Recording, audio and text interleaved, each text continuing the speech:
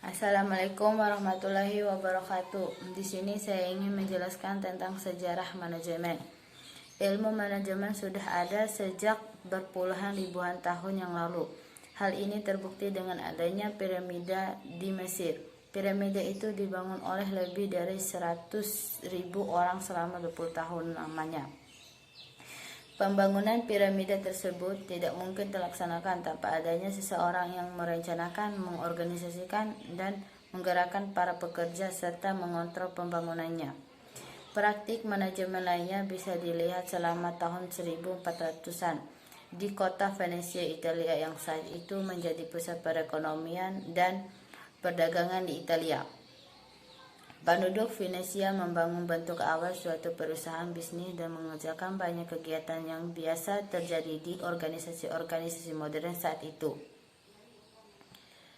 Sebagai ilustrasinya, yaitu di gudang senjata Venesia, kapal perang yang diluncurkan sepanjang kanal dan dalam setiap perhentian bahan baku dan tali layar ditambahkan ke kapal ini. Hal tersebut sama seperti dengan model lini perakit yang dikembangkan oleh Henry Ford untuk merakit mobil-mobilnya.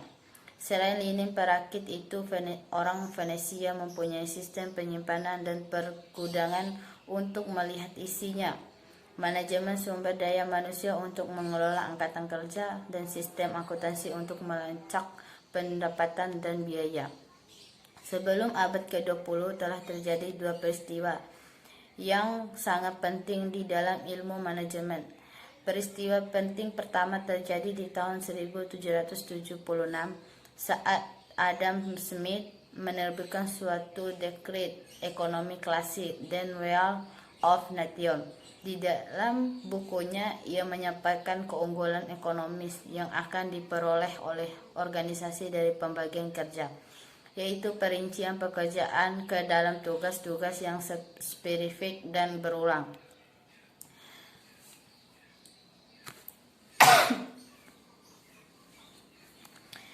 Smith juga menyatakan bahwa pembagian kerja bisa meningkatkan produktivitas dengan meninggalkannya keterampilan dan keceketan setiap pekerjaan, menghemat waktu yang terbuang pada pergantian tugas, dan menciptakan mesin dan penemuan lain yang bisa menghentikan tenaga kerja. Peristiwa penting kedua yang dapat mempengaruhi perkembangan ilmu manajemen ialah revolusi industri di Inggris. Revolusi industri tersebut menandai dimulainya penggunaan mesin menggantikan tenaga manusia yang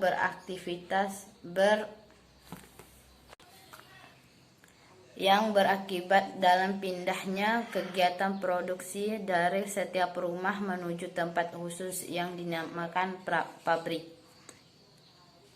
Perpindahan tersebut mengakibatkan setiap manajer yang saat itu membutuhkan teori yang bisa membantu mereka memperkirakan permintaan, memaksimalkan cukupnya persediaan bahan baku, membagikan tugas kepada bawahan, mengarahkan kegiatan sehari-hari, dan lain sebagainya.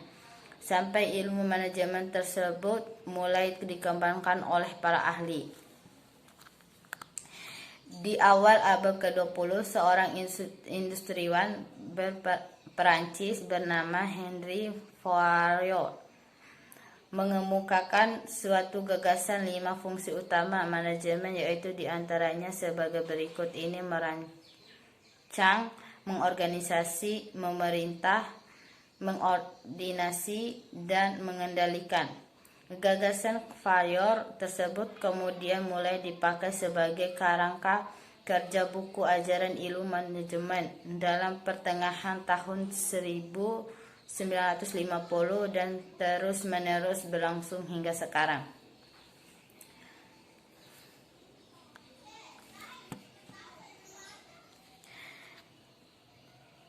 Ahli sosiologi Jerman Max Weber menguraikan suatu tipe ideal organisasi yang dinamakan sebagai birokrasi yang berbentuk organisasi yang dicirikan oleh pembagian kerja hierarkis yang diartikan dengan jelas peraturan dan ketetapan secara terperinci dan sejumlah hubungan yang impersoni. Weber juga mengerti bahwa bentuk birokrasi yang ideal itu tidak ada di dalam realita.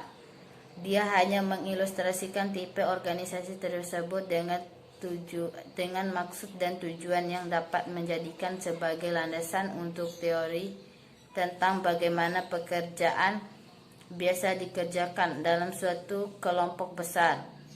Teorinya ini dapat menjadikan contoh desain struktural bagi banyak organisasi besar sekarang ini. Perkembangan selanjutnya terjadi di tahun 1940-an saat Patrick Blackell mencetuskan ilmu riset operasi yang adalah kombinasi dari sebuah teori statistika dengan sebuah teori mikroekonomi. Yang internal dengan sains manajemen, beliau juga mencoba pendekatan sains untuk mengatasi masalah di dalam manajemen, khususnya di bidang logistik dan operasi. Pada tahun 1946, PT F.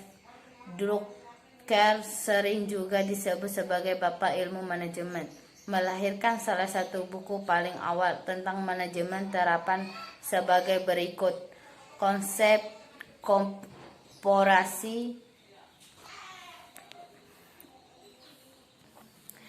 Pengertian manajemen secara umum merupakan seperangkat prinsip yang berkaitan dengan fungsi perencanaan, pengorganisasian, pengarahan, dan pengendalian dan penerapan prinsip-prinsip ini dalam memanfaatkan sumber daya fisik, keuangan manusia, dan informasi secara efisien dan efektif untuk mencapai tujuan organisasi.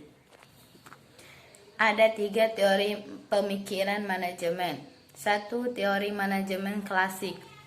Ada 2 tokoh yang mengawali munculnya manajemen, yaitu sebagai berikut. 1. Robert Owen. Dimulai di tahun 1800-an sebagai seorang manajer pabrik pemintalan kapas di Newlander, Skotlandia. Robert Owen melimpahkan perhatiannya kepada penggunaan faktor produksi tenaga kerja. Dari hasil pengamatan yang disimpulkan bahwa terhadap mesin yang diadakan suatu perawatan yang baik akan memberikan keuntungan kepada perusahaan. Demikian pula apabila tenaga kerja dipelihara dan dirawat dalam arti adanya perhatian baik, kompensasi, kesehatan, tunjangan, dan lain sebagainya oleh pemimpin perusahaan yang akan menghasilkan keuntungan pada perusahaan tersebut. Selanjutnya disebut bahwa kuantitas dan kualitas hasil pekerjaan juga dipengaruhi oleh situasi ekstern dan intern dari pekerjaan tersebut.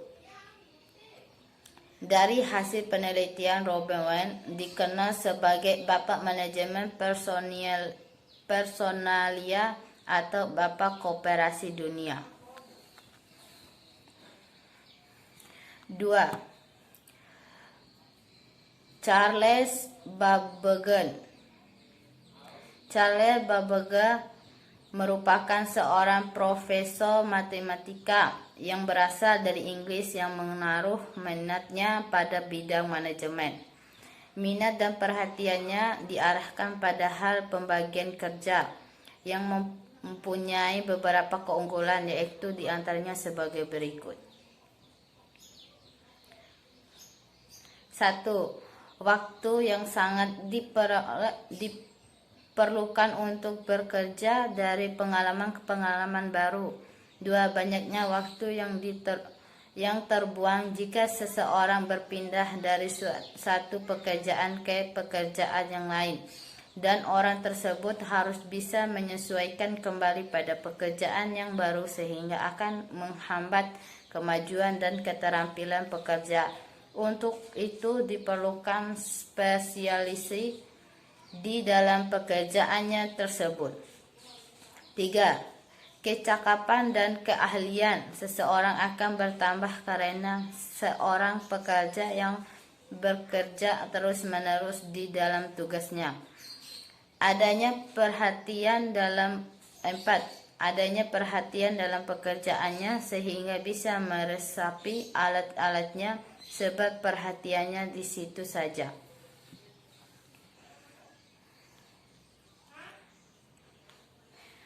2. Teori manajemen ilmiah.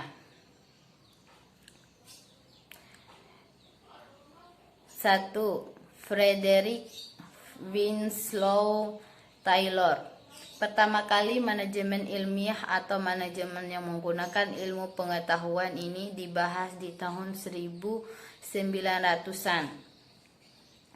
Taylor merupakan seorang manajer dan seorang penasehat suatu perusahaan dan merupakan salah satu tokoh terbesar manajer. Taylor lebih dikenal sebagai Bapak Manajemen Ilmiah.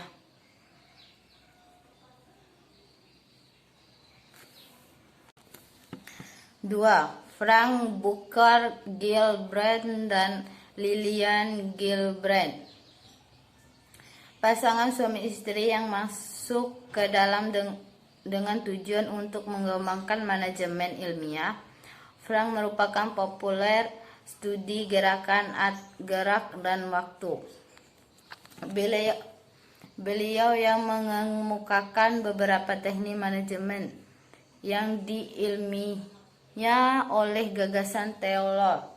Beliau tertarik pada pengerjaan suatu pekerjaan yang memperoleh efisien yang tertinggi.